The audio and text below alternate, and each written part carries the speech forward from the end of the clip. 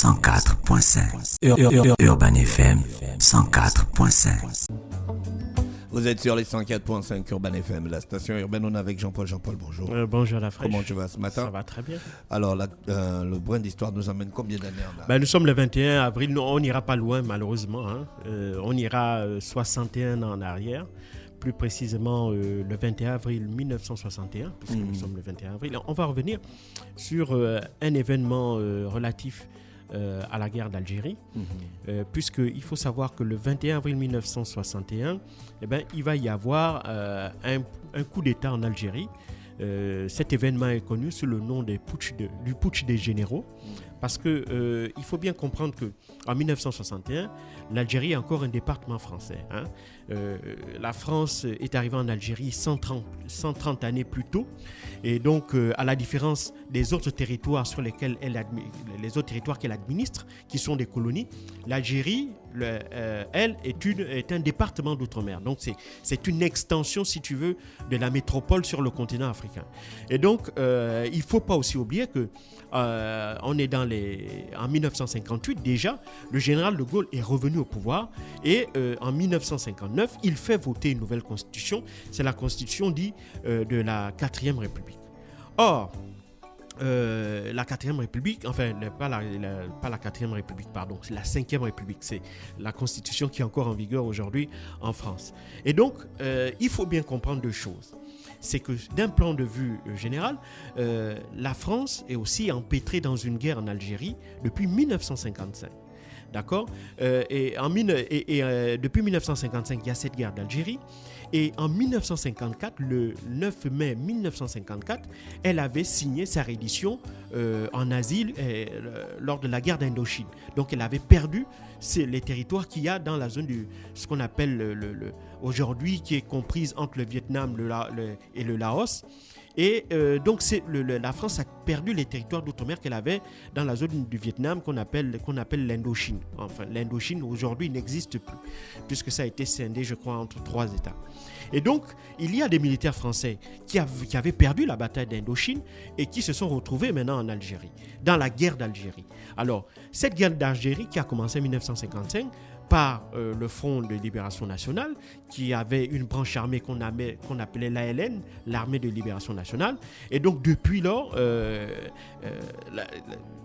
la France métropolitaine se bat contre, si tu veux, les indépendantistes algériens qui sont regroupés au sein de l'Armée de Libération Nationale, qui est la branche du FLN. Et donc, cette guerre-là, les Français déjà qui sortent du traumatisme de l'Indochine ne savent pas, ils ne savent plus trop comment faire avec l'Algérie aussi, puisque c'est encore un deuxième conflit.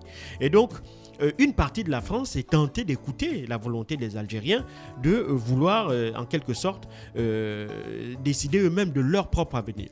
Et puis, à l'intérieur, on est encore lors de la 4e République. La 4e République, c'est un système parlementaire. C'est ce que le général de Gaulle appelait la dictature des partis. C'est-à-dire que ce sont les partis qui désignent le président du conseil de gouvernement. Et donc, ce sont les partis qui font et défont les gouvernements. Or, les partis, si tu veux, naviguent non pas, selon le général de Gaulle, les décisions que prennent les partis, ils ne les prennent pas au nom de l'intérêt de la France, ils le prennent au nom de leurs propres intérêts. Et donc, ils considèrent que cette forme de fonctionnement de l'État n'est pas propice pour faire de la France un grand pays face aux géants de l'époque qui étaient les États-Unis d'Amérique et l'URSS. Donc, si la France veut, parce que la France, à cette époque, on est encore dans les années 50, elle a encore une influence extrêmement importante, elle a encore des colonies, et donc elle a un rôle important à jouer dans le monde. Et le général de Gaulle est conscient que le monde est en train de changer là sous ses yeux. Et si la France ne veut pas disparaître, se retrouver, devenir un État moyen, il faut qu'il y ait à la tête de l'État une institution qui garantisse justement cet intérêt supérieur de l'État-là. Et non plus, et donc une institution qui soit au-dessus des partis. Parce que le président du conseil de gouvernement n'est pas au-dessus des partis, puisqu'il est dépendant des partis. Et donc, il est obligé un peu de suivre, en quelque sorte, leur dictat. Donc, le dictat, si tu veux, de l'Assemblée nationale. Si l'Assemblée nationale ne le soutient pas, le gouvernement tombe.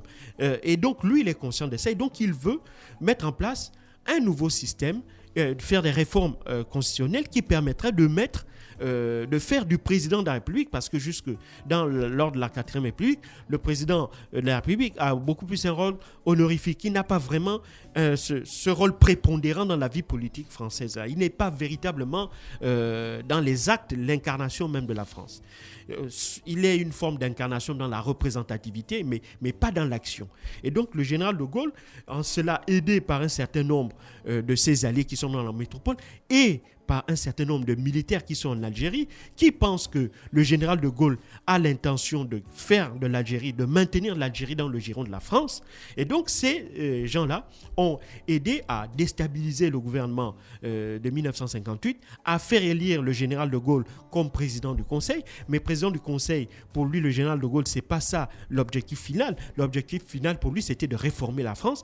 Et donc en 1959, il va faire voter une constitution. C'est la constitution dite de la 5e République, dans laquelle, évidemment, le président de la République devient, si tu veux, l'élément central de la vie politique. Et ensuite, il devient président de la République. Et donc là, évidemment, il est conscient aussi d'une chose, c'est que en fait, il n'est pas en accord avec les généraux qui sont en Algérie, qui depuis 1955 donc, font la guerre. Eux, les généraux de l'Algérie, disent que il ne faut pas oublier qu'à l'époque, la guerre avait fait plus de 500 000 morts, donc c'était une vraie boucherie. Et donc, ça devenait particulièrement difficile pour la France de maintenir cette espèce d'ambiance, d'environnement chaotique, dans la mesure où il y avait aussi une pression aussi bien des États-Unis que de l'Union soviétique, particulièrement de l'Union soviétique, pour entamer la décolonisation qui avait commencé en Indochine.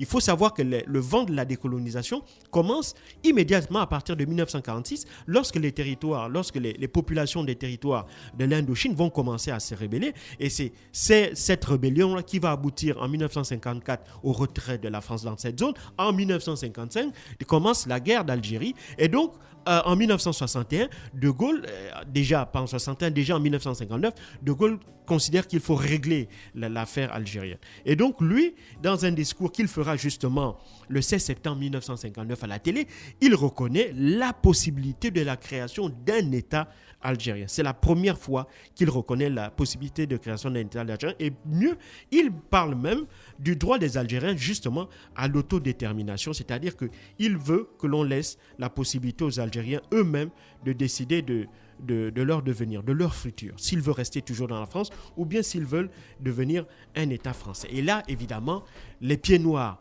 c'est-à-dire ces Français qui se sont installés en Algérie, voient cette décision de la part du général de Gaulle comme une véritable trahison, parce qu'eux, ils avaient soutenu le général de Gaulle pensant que celui-ci allait garder toujours la ligne dure, c'est-à-dire cette ligne d'éradication de toutes les poches de résistance militaire en Algérie et de maintenir malgré tout l'Algérie sous le giron de la France. Or, lors de son discours du 16 septembre 1957, en reconnaissant la possibilité pour les Algériens de décider de leur avenir, les pieds noirs voient ça comme une véritable trahison, et particulièrement les militaires, parce que ce sont les militaires qui sont sur le terrain, et ce sont les militaires qui se battent contre les groupes qu'ils appellent des groupes terroristes.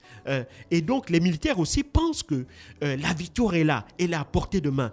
Il suffit juste de patienter quelques mois, voire peut-être 1 an ou 2 ans, et les dernières poches d'éradication de l'armée de libération nationale, donc la branche armée du FLN, vont être vaincues. Et donc pour eux, le fait que le président, le général de Gaulle décide unilatéralement de dire que on va peut-être octroyer à l'Algérie l'indépendance qu'il réclame, pour eux c'est une double trahison. Donc tous les efforts qu'ils ont fournis, ils voient ça comme étant des efforts qui vont être inscrits en perte et profit, et surtout, ils vont perdre leurs privilèges, parce qu'il ne faut pas l'oublier, les pieds noirs sont ceux qui se sont accaparés des terres fertiles d'Algérie, ce sont eux qui dirigent l'Algérie, et ce sont eux qui sont, si tu veux, au sommet de la pyramide. Et donc, le fait qu'ils savent très bien que si on rend l'Algérie aux Algériens, les grands perdants de ce changement-là, ce sont eux, parce qu'on l'a vu après l'indépendance en 1962, on les a vus partir des dizaines de milliers de pieds noirs qui vont quitter l'Algérie et revenir en France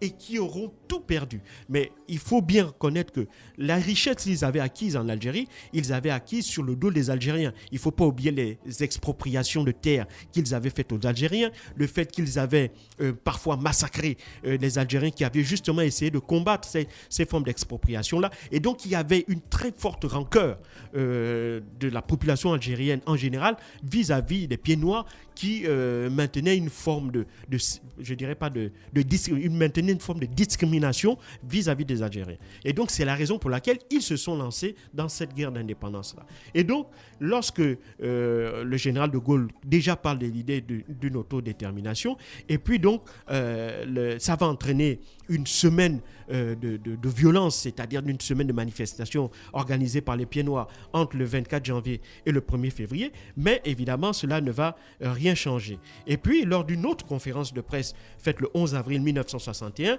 le général de Gaulle fait un pas en avant en reconnaissant l'Algérie comme étant un État souverain.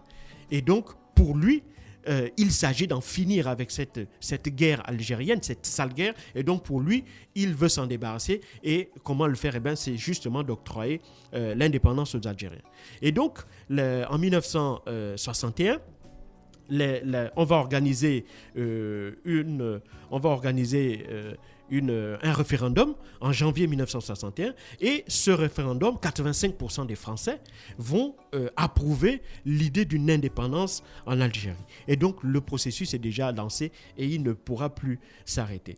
Et donc, là, les généraux qui sont restés en Algérie sont en colère. Ils sont en colère. Et particulièrement, 4 de ces généraux qui étaient des anciens justement d'Indochine. On a le général Maurice Charles, le général Edmond Jouot, le général André Zeller et un autre général qui va les rejoindre plus tard, le général Raoul Salah. Et donc, ils vont donc décider qu'ils vont conquérir l'Algérie et faire sédition vis-à-vis de la métropole. C'est-à-dire qu'ils vont faire sécession s'ils parviennent à s'emparer de l'Algérie et donc faire sécession et donc créer une espèce d'État algérien mais qui ne soit pas dominé par les Algériens de souche, qui soit dominé par les Pieds Noirs. Et donc, tout se passe donc, comme je l'ai dit, le 21 avril 1961, dans la nuit du 21 au 22, le premier régiment de parachutistes du commandant de Saint-Marc, donc le général Zeller, vont prendre un certain nombre de quartiers dans la périphérie d'Alger et ils vont aussi prendre les bâtiments officiels, donc la délégation du gouvernement, le siège de la radio et les centres de téléphonie et de télégraphie et évidemment ils vont quadriller le centre-ville d'Alger.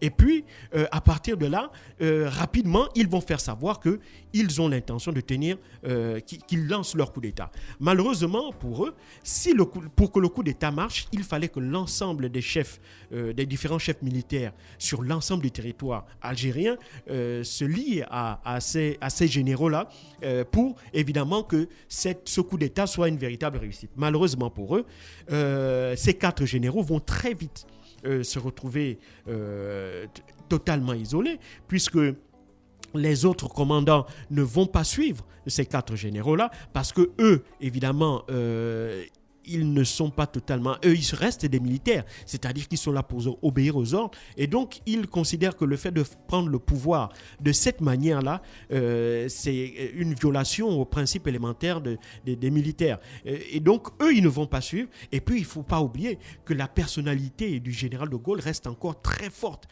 parmi les troupes françaises. Donc, s'imaginer pouvoir s'opposer au général de Gaulle à cette époque-là pour les militaires, celui qui est considéré comme le libérateur de la France lors de la Seconde Guerre mondiale, c'est quelque chose qu'ils ne sont pas prêts d'accepter. Et donc, c'est comme ça que petit à petit, les autres généraux, les autres commandants ayant fait défection, ces 4 généraux-là vont très vite se retrouver totalement isolés. Et donc, la métropole, le général de Gaulle, qui au départ du putsch était quand même affaibli, va rapidement reprendre le dessus et il va envoyer des troupes supplémentaires venant de la métropole pour atterrir à Alger. Et donc, très vite, ils vont encercler les putschistes. Et donc, ces derniers vont vite se rendre compte que leur putsch va était tombé totalement à l'eau. Et donc, les généraux Maurice Chal et André Zeller, eux, vont être constitués prisonniers. Le général, lui, Edmond Jouot, lui, et l'autre général, le général Raoul Salan, eux vont passer